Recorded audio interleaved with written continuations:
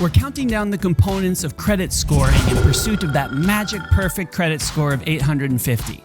Remember, a great credit score makes it easy to get approved for the credit cards that allow you to travel the world for free or close to free and live the jet-setting lifestyle of your dreams.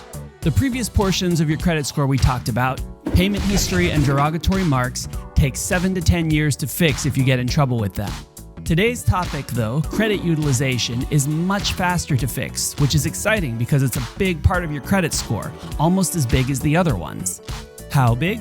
Credit utilization accounts for 30% of your score, or a total of 255 points that you could add to your credit score very quickly if you play your cards right. So what is this magical thing called credit utilization? Basically, it's how much of your revolving credit you use as a percentage. What is revolving credit? Credit cards are revolving credit lines, so are home equity lines of credit and other lines of credit. Basically, if you have a credit limit and can spend or borrow up to that limit at will, that is a revolving line of credit. Contrast that with a car loan or a mortgage, which is an installment loan. You borrow a lump sum and then repay it in installments. Credit utilization just looks at your revolving lines of credit. Say you have a total of $10,000 in lines of credit. This could be one credit card with a $10,000 limit, two credit cards with a $5,000 limit, 5 cards with $2,000, whatever. Total credit available, $10,000. If you carry no balance on your lines of credit, your utilization is 0. As you can see from our chart, that puts you in excellent territory. If you carry a total balance of $1,000, that's 10% of your available credit, dropping you down to the good category. Carry a balance of $3,000 and you're up to 30% utilization and down to fair. 50% or more, poor, and 75% or more, very poor. This is why it's bad for your credit to max out your credit cards. It absolutely murders your utilization. There's good news though. Payment history and derogatory marks can take 7 or even 10 years to fix, but utilization can be fixed overnight. You can probably guess how. Pay down those balances. You don't pay down the balances and wait 7 years, the points come back almost immediately.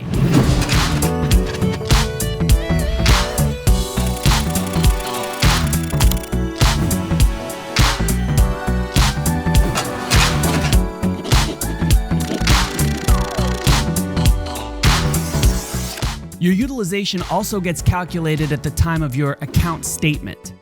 If you're used to paying your credit cards after the statement date, you can actually improve your utilization by making your payments a little earlier, say a few days before your statement. That's why your statement balance is lower. You paid exactly the same amount you were going to, but you boosted your credit score by paying before the statement closes, even by a day. This is also a good time to point out that it's easy to keep your utilization in shape if you follow the Travel Punk's first rule of travel rewards credit cards. Never carry a fucking balance. The interest rates will devour any value you get from your travel rewards. But if the cat is out of the bag and you have some maxed out credit cards, understand this. If you pay off the balances, your credit score could skyrocket overnight. It may even be worth it to take out an installment loan, like a home refi or personal loan, to pay off the credit cards. Remember, installment loans aren't a factor in calculating utilization. Spend some savings, borrow some money, whatever, just get those revolving balances down. Once again, this is an area where getting more credit cards can actually help your credit score, not hurt it. You could improve your credit score without paying any of your balances down, just by getting more credit cards. Let's say you have only one credit card with a $5,000 limit. Times are tough and you carry a $4,000 balance. That's 80% utilization, which is very poor according to our chart. But let's say you got 3 more credit cards, each of them with a $5,000 limit. Your total available credit is now $20,000, not $5,000.